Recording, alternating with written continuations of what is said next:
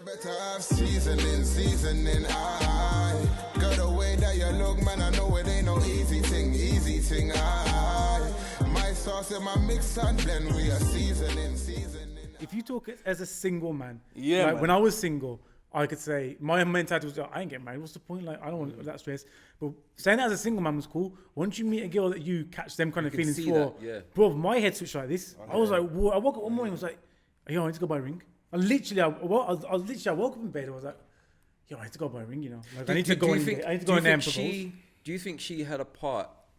And I don't mean just like by being there, but like, do you think conversationally, if that's a word, she had a part in that decision? Yeah, because I knew that. Like in terms of her expectations of a man. Yeah, because I knew that this was not this is a grown woman. You get me? Like she's okay on her own. She older and than you're younger. She's told you what she wanted from the beginning. No, she never said it, but you can tell from the way she carries herself, the way she's independent. There's no point in her life that she needs me. Do you get me? Fair. So then I thought, I have to move like a grown up. Yeah, man. Yeah, like I know right now. God forbid, obviously, it's never gonna happen. But if we wasn't together tomorrow, she's good. Like she's fine. Do you get me? She's okay on her own. She's got a good job. She's got money. She's got income. She's independent. But that's more of the appeal, though, isn't it? That was it. I was thinking, like, do you really want to lose this? Like, yo, you need to grow. You need to grow up in it. 100%. Like, what else are we running around here for? Like, what are you doing? I want to. But then I had to come to that. Like, I wasn't at that. Even I got engaged last year. Even a year. Even like 2 years before that, my head was not there. I hear that. I can relate. And I'll get into mine. But I want to know what changed your mind from marriage. So let me clarify and forget the whole. No, just go. Yeah, no, I'm just saying. Let me clarify the marriage thing. I didn't necessarily say I categorically don't want to get married. I said I'm not bothered about getting married. Yeah, I agree. So for me, marriage isn't that important. Yeah. I think you can be committed to a person and want to do life with that person without marriage. I think marriage is just a construct of something that was created however many years ago, which had its benefits of the time. And obviously a lot with the church, right? The church was law back then. Yeah. So obviously that was something that was very much ingrained in societies. So we just basically continued with something that is historically been around for however long. So all I'm saying is I don't care for marriage like that, but I would get married purely on the basis of the fact that I want to set up a family environment for my kids to view. It's just a statement of intent and showing. But what if that was the original purpose? What do you mean? Of getting married? The household, the home, the roles, the you can still do that without marriage. For me personally, like I would get married if my partner really wanted to get married, and if that's the case, if she was happy not to be, would you just carry on? Not really that fast. Yeah. Like I may even still propose and still get married. It's not necessarily. I'm not necessarily saying I wouldn't if she didn't want to. I probably would anyway, just eventually. I'm just not in a rush to do it. I'm just not really fussed like that. Something that comes at your own time. You can't. If you rush marriage, it's not going to be right. But you know what else I think? Actually no, I'll say it, but I'll take it back anyway.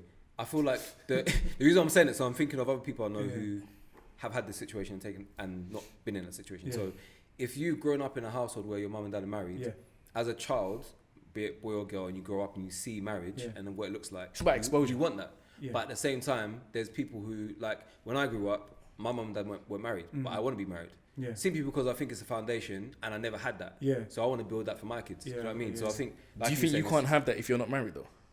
No, I don't think you can't have it if you're not married, but personally, I think it's a more solid foundation. Yeah. It's just status as well. What is it that makes it for example, it's like saying there's a difference between saying girlfriend and fiance. Yeah. Personally, I think the power in those two words is different. Bigger difference. Now change that from fiance to wife. Yeah, even matter. Like, it's my wife. So that's a psychological thing then. So it's a what you're saying is a psychological thing for you, and it's also a psychological thing for what you're presenting to the outside. I'm not saying, you have to remember, I'm not saying marriage, because marriage to me is a journey. It's not just like a wedding day. Marriage is like a whole journey. 2 years before just that, like how many years after we're in a relationship are engaged. Like the relationship to me and the engagement is practice for the marriage. Yeah, of course. Because obviously everyone knows in the first like few years or whatever before you get married, you've got your list, you've got your criteria. Does she fit that criteria? If she doesn't, but I want her to be in the picture still, how can I kind of encourage her to compromise so that our lists align? Do you know what I mean? I've got a little side question off this. Go on. What would your criteria be? So imagine right now, in an ideal world, you woke up and then God comes to you and said, yo, I'm going to give What do you want? the ideal woman that you want, characteristic-wise, not look-wise, characteristic-wise, what she has, the attributes she has to have, I'm going to give it to you. But what do you want me to put in her? What do you want me to instill in her? Like, what would be so the top 3 things? For me, it'd be that she's independent. Mm-hmm. So she doesn't need me for money or anything. Secondly, it'd be that she's homely. Like, she gets on with my family. She gets on with her own family. She's family oriented, yeah. And third thing would be that she wants to build a family and she wants to have kids. She wants to just be more than just me and her, basically. Yeah. That would be my 3 things. Yeah. For me, my 3, I'm going to try and keep it different, but I'll keep it personal. I love an ambitious girl, man. I like a girl that's got drive. I like a girl that she knows where she is, but she knows where she wants to get to. I love that stuff. So drive and ambition and determination. I also like a girl who, I love humour, man. Do you know what I mean? I need to be able to laugh with my girl, bruv. Do you know what I'm saying? And I would also say someone who is also able to, we can connect. Like someone who's open, I don't want to say open to connect, but someone who's open to really, connect with you, because you got the connection, then you got the goals to get to where you want to get to, then you can laugh and enjoy it as well. So you're saying someone that's at the end going to be as much your wife as it is your friend? 100%. Yeah. Makes 100%. sense. I literally sent a. Let me skip past that. my 3 would be it's the laughing, man. I think that like you have to be friends. What's the tune with Usher, Lovers and Friends? John, you have to be both of them. Like if you're not, I personally think that if you're not friends before you're anything else, it's a bit of an uphill battle. It's sticky. I think so. Yeah. Like, define that. What do you mean if you're not friends before anything else? If for example, when you first start seeing someone, if it's just, for example, just physical, I personally think it's a lot more difficult to go physical, build the friendship, get into a relationship, and when it breaks down, because it's based on basically sex, how do you recoup from that? Whereas if you're friends first, a friendship is a lot harder to get rid of than just. Do you know what I mean? Deep rooted, so for me, I think the banter side of it is important, because I just think you gotta have a good time, man. Like life's serious sometimes. Do you know what I mean? So you gotta have someone you can share a banter with. For me personally, a relationship with God is important, because I hold that quite high up on my list. It doesn't mean you got to go to churches every Sunday or read the Bible. I don't do either of those things regularly, but I have a relationship with God. Faith in you, so I think you've got to have faith, and there needs to be some kind of connection there, and family orientated, because I like the women in my life, my mum, my sister, etc. I hold very highly. So if you don't get on with them, definitely, it's a big thing. And bear in mind, my 3 wasn't my only 3. No. Just wanted to let people know. Yeah. I to be honest, you guys are more or less covered it, but I'd probably say Arsenal supporter. Nah, I don't care about all of that. I'm playing. My missus Arsenal supporter. I'm should be able to cook too, man. I can cook though, bruv. Do you know? And I'm actually, sick. Nice. It's important though. She doesn't have to cook, but she needs to know how. Yeah.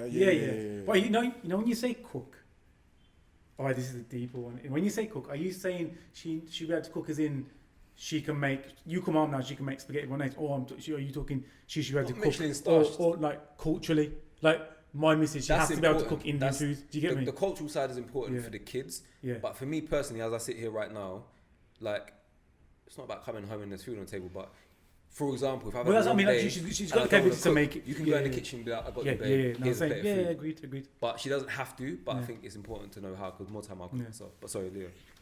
I don't know. I just say somebody who is super ambitious, knows what they want out of life is a big one.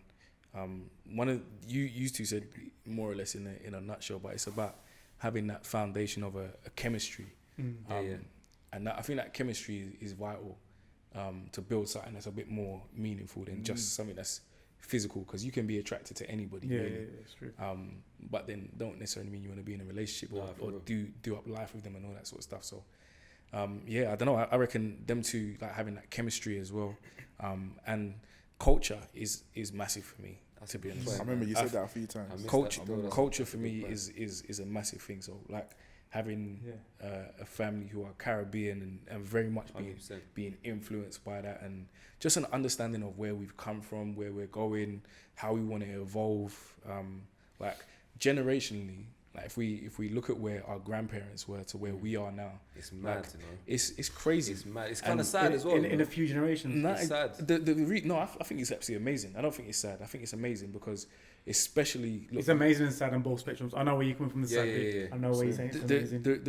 The reason why I'll say it's amazing is because we've come from a place where our parents came to this country and. It was based on struggle and survival, and that's all they knew. Holding down 3 jobs, and that's all they knew. And what they did was they made sure they put us in a position where we were able to then go on and achieve. And it wasn't about them; it was about us. And I feel like culturally, having somebody who very much understands that where we've come from and all that sort of stuff is a massive part for me. But there's from hearing you say that. I think there's a difference between culture and experience, because what you said there about people coming over, working, that's experience. Yeah, of course. Culture is your values, your morals, your habits, your behaviour. That's why you're right. The example you gave was an experience. That I don't think that was culture. To be honest, that's not necessarily what I was trying to depict, which is experience ties in with culture. So, for example, like if you talk about, not to go over one, but Windrush, for example, that whole saga or situation, that is culture, but it's also an experience, and the experience created the culture of. Do you know what I mean? Of course, man. Okay, I hear that. Culture can come off the back of experience. It's liking certain types of food, liking certain types of music, being able to vibe with your, a little Berry's Hammond comes on, you can vibe with your missus to the tune. All them things there. Of course. Slot the reggae and all them shout out to lose and them man on the. But even for me, so my missus is Zimbabwean, and if I met her and she was like, I'm Zimbabwean, but I didn't kind of make the effort to like any of the foods. Or the language, or the dress sense, or any of that, like makes it more difficult. She holds that at a high regard. But because I have experience with like friends in school, for example, that are Zimbabwean and mutual friends, it's easier. And because obviously I like nice food in it, like I'm from that kind of background anyway, and vice versa though. Like she respects the Caribbean in me, so it kind of works. That being said, would you get with a girl who didn't really know culture or your culture or your family's culture, but is open-minded? It's still a challenge. Yeah, no, 100%. Would you not? I think it's a challenge. To an extent, though. I've had them situations in my own family. Because there might be things she just won't understand. No, I've had that in my own family where people have got married outside of culture, but it's been okay. Like it's been work. It's been if they're willing. Yeah, you got to be like open. We've adapted to the person's culture. They've adapted to ours. You say it's if they're willing, but you got to be willing as well. Yeah, see, I mean, it can't just be all one way. What, though? To adapt to their culture, because their culture is going to be different to yours, no? So it's not necessarily all about them actually adhering and adapting to the things that you can be with someone that doesn't have culture, doesn't care for culture, I should say. Yeah, but someone without culture. Because culture, everybody has culture. It's just different to somebody else. But I believe culture is shared values and morals and behaviour within a community. Within that community. 100%. So that being said, and when you said what you were saying, and these men said what they were saying about how they thought it was sad and you thought it was a good thing, my thing is I think a lot of cultures is being watered down over the last couple 100%. Years. In what sense? So, for example, now, I think now it's. I think we think we're bringing it. People need to make a conscious choice. I think the social media, and I think about how much more. I think we're understanding. I think I want to hear Jay Land. So for example, if you want to go back to regardless of the culture, because it's a multicultural community we live in. If we go back to say even our parents or grandparents, when I say culture, I'm talking about, for example, shaking your hand with your right hand, little things like that. Yeah. Certain ways you address people. Yeah. Do you know what I'm saying? Certain ways you talk amongst yourself. For example, certain cultures, like for example, the oldest child, there's a lot of responsibility and do you see what I'm saying? Look after that. Nowadays, a lot of people are kind of just doing whatever they want. Yeah. So a lot of cultures aren't necessarily being continued in newer generations. Therefore, certain cultures are being watered down. I don't think that's always a bad thing, you know. Never said it's a bad thing. It's just an observation. Yeah. I wouldn't say a culture is being watered down on that basis. I think it's evolving because I hear that. In the same way that look, we're all young, fit and healthy guys, and in saying that, we know that the foods culturally that we eat probably aren't the most conducive for us to maintaining a body that we want to have. So I ain't eating, you know, dumplings and hard food Oily, fatty food. You know what I'm saying? All them things there on a continual basis. I need to eat things that are that's going to give me a physique that I want to have. And truth be told, that's technically me steering away from my culture. No, I hear that. So I just think it's about us. And even let's take for example, smacking kids. Culturally, man, I want to go down that road. Culturally, we know that our parents were brought up on physical discipline, and they also instilled some of that on us. Truthfully, we can go a completely different way if we want to. Personally, I would rather legally you can't now anyway. Listen, that's another talk another time. That's a whole other beating. Personally, that's another talk another time. I'd rather not hit my kids. But I'm prepared to discipline. Not necessarily. There's a difference between abuse and giving a tap or you know what I'm saying. Like I'm trying to be obviously PC right now, but I'm just saying there's an evolution of culture. We don't have to do the things our parents did, and that's the reason why they've done what they've done. They tried to put us in a position where we don't necessarily have to go through some of the hardships they went through. We don't have to experience some, and that's what it is. I think culture is evolving. I don't think it's being walked out. I genuinely, for me personally, I think it's evolving. In my culture, definitely, like coming from obviously our grandparents come from India and that, or my grandparents come from India. It was very much like male oriented, like the male goes to work, the woman stays at home. Cooks, cleans, but now it's totally flipped. Like the Indian girls these days, they've got degrees, they've got good jobs. You get me? They have starting families later because they're driven for their careers, which I think is a good thing. You get me? Like you shouldn't have to rely on a man forever. Do you get me? To go do your thing, and this is why I'm assuming this is why grandparents came here, not to raise us to live that culture exclusive, to be like, yo, we're going to give you the opportunity to go get educated. And I think that's do what you're going to do. You get me? The ethos. That's the thing that we would pass on to our kids. Like we struggle so that our kids don't have to. Yeah, our parents struggled so that we didn't have to. And you think about if we like, well, personally for me, if I compare my life to my grandparents' life, my life's a piece of cake. Yeah, for real. Definitely. My granddad lived my life. He'd live it, stroll it, no problem. Compared to what them lot went through. Them had to cross borders and immigrate into the country illegally, and then get here and get jobs, and then get registered here. Like, their lives are hard. Our lives are simple. Seasoning,